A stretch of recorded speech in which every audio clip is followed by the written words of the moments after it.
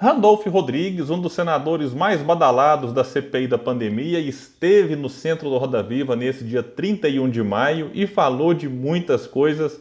Falou, claro, da CPI, falou da pandemia, falou do Bolsonaro, das eleições 2022 e deu uma notícia que pode ser, de certa forma, comemorada pelos apoiadores de Ciro Gomes, que estavam preocupados se a contratação do marqueteiro João Santana poderia afetar o eventual apoio de Marina Silva à candidatura do pedetista.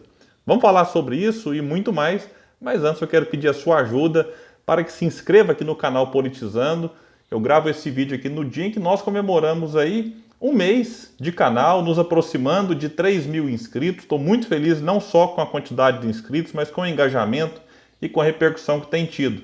Então eu torço para que quando você assistir esse vídeo já tenhamos ultrapassado essa marca, mas a sua ajuda ela é muito importante, inclusive compartilhando em outros grupos.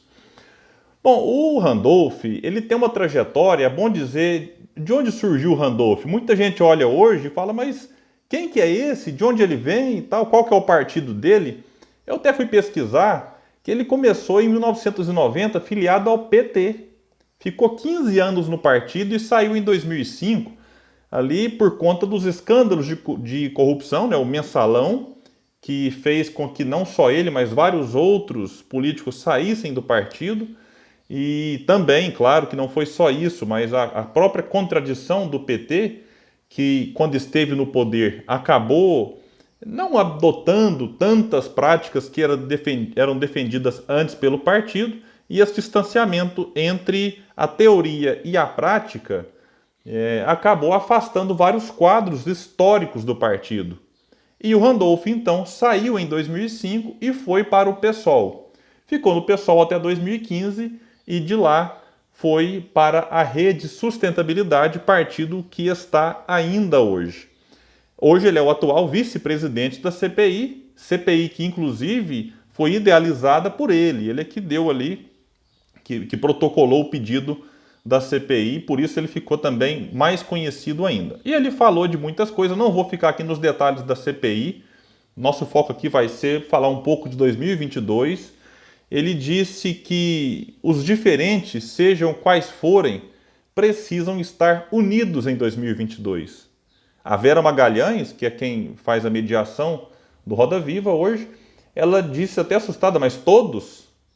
Porque ela sabe, todo mundo sabe que isso é impossível. E ficou meio confuso a resposta dele. Num primeiro momento, eu já vou explicar o que ele quis dizer com isso, porque a gente sabe, no primeiro turno é muito difícil ter uma união de todos, então não dá. Tem projetos diferentes de países. Claro que dá para ter uma união em que um abre mão de um lado, outro abre mão de outro. É necessário, eu acho, formar assim a frente o mais ampla possível, mas também há limites. Né? Você vai abrir mão de quê em prol de uma ou outra aliança? Tem que ter muita cautela nisso. E aí ficou meio confusa a própria resposta dele. Veio uma pergunta em seguida que aí deu para entender melhor, porque perguntaram para ele como furar a polarização. Aí ele disse algo que eu concordo. Ainda é muito cedo para dizermos que está consagrado o segundo turno de 2022. Sim, hoje está polarizado, mas estamos a 16 meses das eleições. E aí ele vai dizer que a unidade é no segundo turno. Principalmente, ele disse, se Bolsonaro lá estiver. Aí, beleza, Bolsonaro estando no segundo turno, eu também defendo. Uma unidade amplíssima, com todo mundo se unindo com aquele candidato que for contra Bolsonaro.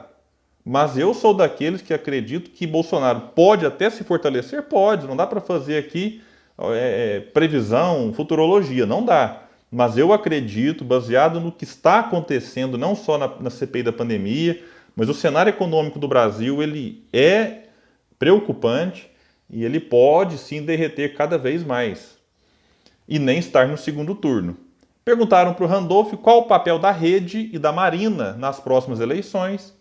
Ele cita a aproximação com o PDT, PSB e PV, mas não deu muitos detalhes. Essa aproximação ela é citada há muito tempo, tanto pela própria Marina, assim como pelo pré-candidato aí, Ciro Gomes. E a união, foi questionado sobre a união da rede do PT em 2022. Já que ele não citou o PT nessa aproximação, perguntaram. Aí ele acha, aí assim, antes de citar o que ele achou, eu acho isso difícil. A rede tem quadros que fizeram parte do PT, quadros históricos, como eu disse lá no começo desse vídeo, e que hoje estão na rede. E que a gente imagina assim, é praticamente impossível você imaginar uma união no primeiro turno. Por exemplo, da própria Marina Silva com Lula, ou da Heloísa Helena, que ainda continua uma crítica ferrenha dos governos petistas. E aí ele vai dizer que é cedo para definir, ele deu uma resposta meio evasiva. E reforçou a questão do PDT. Inauguramos um debate há algum tempo com o PDT. E ele disse que o papel que a rede tem em relação às próximas eleições é ajudar na construção dessa coalizão mais ampla. E reforçou a necessidade de, no segundo turno, fazer todos os esforços necessários caso seja Bolsonaro o candidato. E aí entra num ponto delicado do Roda Viva e que eu trago aqui para vocês, que é sobre o João Santana no PDT. A Vera Magalhães elaborou uma pergunta gigantesca, trazendo à tona a questão da grande campanha feita pelo PT, pela Dilma, contra a Marina Silva em 2014, aproveitando que a Marina e a sua equipe econômica defendia a autonomia do Banco Central. E aí fizeram um vídeo mostrando membros ali da elite financeira, digamos, do mercado, banqueiros, rindo, comemorando, sentados numa mesa, todos bem vestidos, engravatados de terno, e do outro lado uma família que vê a sua mesa no começo cheia de comida, de repente a comida começa a sumir. E aí eles explicam que a autonomia do Banco Central aparentemente não tem nada a ver com a nossa vida real, mas tem, porque eles definem ali a política fiscal, de juros e tudo mais. Então tem a ver sim. Isso gerou uma repercussão imensa na época. O João Santana foi questionado sobre isso também no Roda Viva de 2020. Ele disse que ali não tinha mentira, o que tinha ali era um exagero, era uma questão do marketing. Olha, gente, eu votei na Marina em 2014, confesso para vocês. Fiz campanha, pedi voto, falei, gente, eu não queria nem Dilma nem Aécio. Fiz campanha para Marina. Mas não dá para defender a autonomia do Banco Central. Né? A gente vota num candidato e é normal que uma coisa ou outra a gente discorde. Na época eu nem tinha tanta consciência dos perigos da autonomia do Banco Central. De fato, a gente for olhar aqui, não acontece assim, né? Você não está aqui de repente a comida some. Mas os juros altos, por exemplo, o que eles fazem? Eles têm sim essa capacidade de tirar o dinheiro do povo e esse dinheiro ser transferido para os rentistas. Ou tirar o dinheiro do próprio Estado, quando paga os juros aí desses que têm títulos públicos, enfim, aí é uma questão bem mais profunda. E o Estado pagando juros mais altos, ele perde a capacidade de, inclusive, implementar políticas sociais importantes até para pôr comida na mesa do povo. Então, isso dá para a gente entender, olha, existia sim um fundo de verdade naquela campanha, nesta em específica. Houve exagero? Houve. É normal que a Marina achasse ruim? É. Eu entendo. E foi o que o Randolph disse. Randolph disse assim que ele entende, eu compreendo, aspas para Randolph, eu compreendo perfeitamente a reação da Marina em relação a isso. Mas ele diz, e esse é um ponto interessante, que tanto a Marina quanto a Heloísa Helena, elas têm compreensão do momento que estamos vivendo. E que ele não tem notícia das duas terem colocado mágoas pessoais na frente das circunstâncias políticas republicanas, que são necessárias para o enfrentamento do que nós vivemos no momento. E aí ele disse que isso não é o central, pelo que eu conheço, seja para definir apoio ou não definir apoio a quem quer que seja. O que isso quer dizer? Que essa contratação do João, na opinião dele, não influencia nem positiva e nem negativamente no eventual apoio da Rede e da Marina Silva e da Heloísa Helena à candidatura de Ciro Gomes ou a qualquer outro candidato. Aqui eu faço um parênteses só para a gente ver como que a vida é curiosa, meu Deus. Em 2014, o PT então faz uma campanha criticando a autonomia do Banco Central, defendido pela Marina. Em 2018, o que é que acontece? O Haddad muda o seu programa de governo no segundo turno para incluir o quê? A autonomia do Banco Central. Eu vou deixar o link na descrição do vídeo. E em 2021, Bolsonaro aprova, né, consegue aprovar, o Congresso aprova, a autonomia do Banco Central, comemorado pelo governo, Bolsonaro, Guedes, todos muito felizes. E o PT, adivinha? Criticando. Então a gente percebe, 2014 critica, 2018 defende a ideia, 2021 critica de novo. É um negócio curioso, mais ou menos acontece igual em relação ao voto impresso. Votou a favor em 2015 e agora está aí dizendo que é contra.